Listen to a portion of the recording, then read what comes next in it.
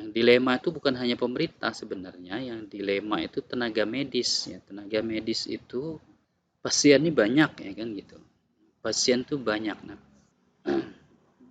tenaga medis tuh yang dihadapi ada dua kondisi. Kondisi pertama, kalau pasien banyak, lalu kemudian mereka menyeleksi, ada yang namanya triase di dalam kedokteran itu, menyeleksi siapa yang harus diutamakan dirawat duluan, siapa yang dirawatnya itu nanti saja, kan gitu. Jadi harus memilih ya, karena bisa jadi tempatnya nggak cukup ataupun ruangan isolasinya tidak cukup.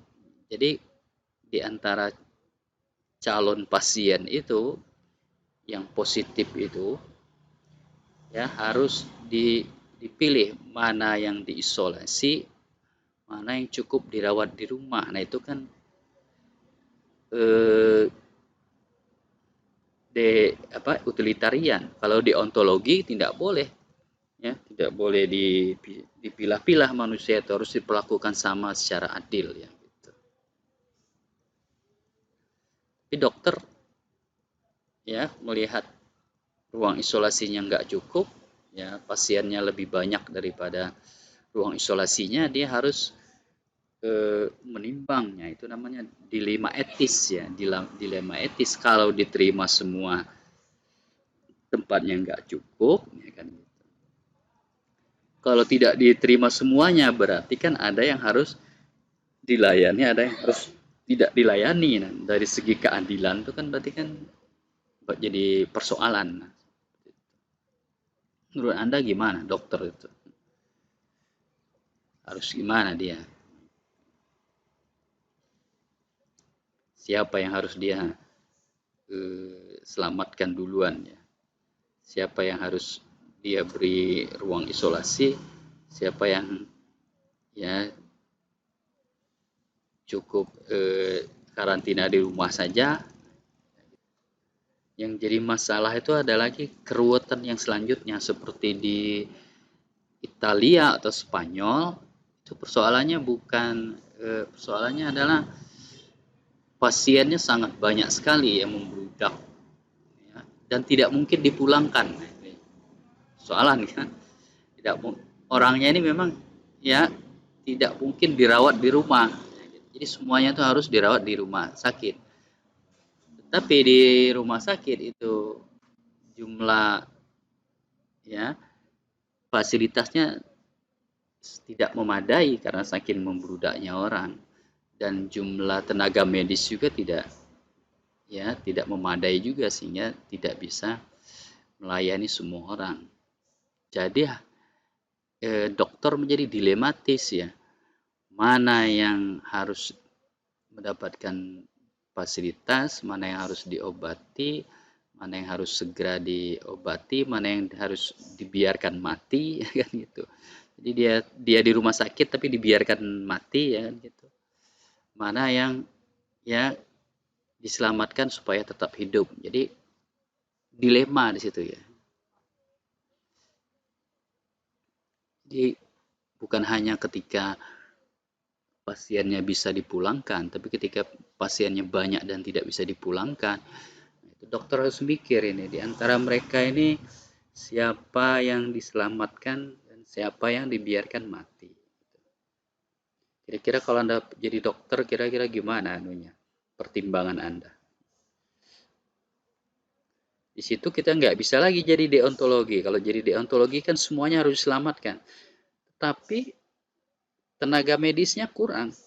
Ya, kemudian APD-nya kurang lengkap. Peralatannya tidak lengkap.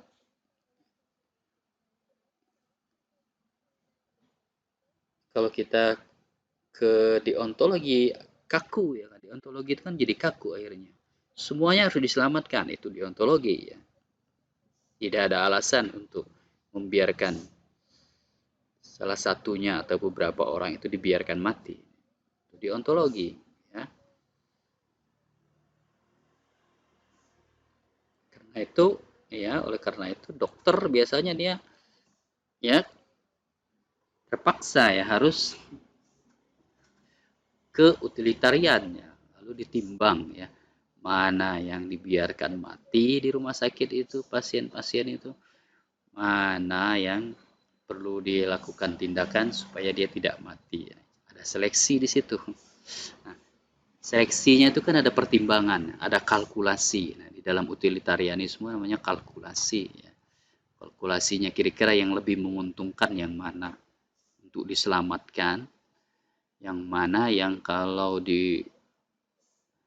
ditangani juga, di treatment juga ya merugikan saja ya, akan menghabiskan fasilitas saja, akan menghabiskan obat saja, akan menghabiskan tenaga saja, toh mereka akan mati juga. Gitu. Itu dilemanya seperti itu.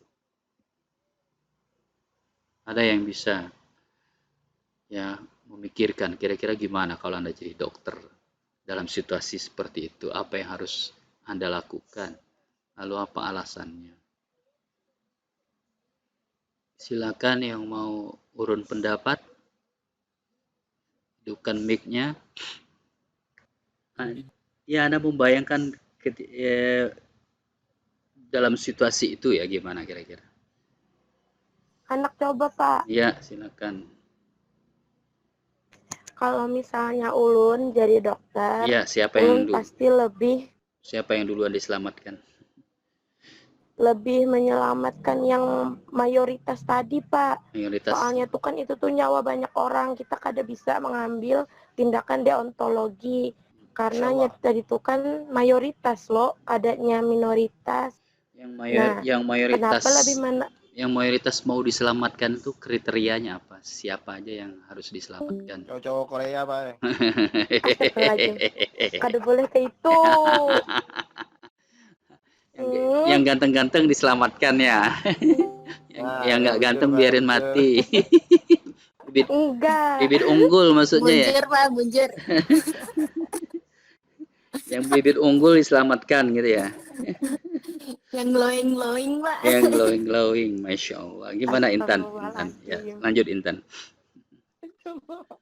Maksudnya tuh Pak yang mayoritas yang apa ya, yang misalnya mempunyai tingkat kesembuhannya tuh tinggi tuh nah Pak, itu yang lebih didulukan. Terus yang misalnya dia tuh sudah memang bujur kritis, kayaknya tuh memang dianukan yang anu lagi, jadi tuh kita lebih ke utilitarisme.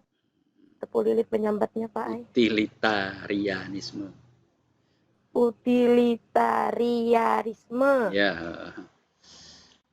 Jadi menurut Intan lebih ditimbang mana yang peluang hidupnya lebih besar, peluang sembuhnya lebih besar itu diutamakan. Itu lebih manuk ke mayoritas juga. Tuh. Tadi yang lebih menimbang yang ganteng duluan diselamatkan itu siapa tadi itu? Rania tuh Pak dengan Said Muhammad Iqbal Pak. Iyalah. Nia apa Nia itu? Itu dilema etis ya. Kalau di dalam yang contoh yang klasik itu kan misalnya kalau di pulau itu ada beberapa orang ya. Jadi ada orang tua, ada anak muda, ada laki perempuan yang masih muda, ada orang yang sudah tua. Itu kan ada dilema etis misalnya makanan yang tersedia cuma sedikit. Nah, itu siapa yang diberi makanan, siapa yang dibiarkan mati. Biasanya orang menimbangnya yang tua tadi biarkan saja mati karena yang muda itu nanti mereka lah nanti akan beranak pinak melanjutkan regenerasi. Nah, seperti itu. Nah, sekarang kita dihadapkan kepada dilema etis seperti itu ya. Firman Hidayat, silakan. Ada yang mau dipertimbangkan?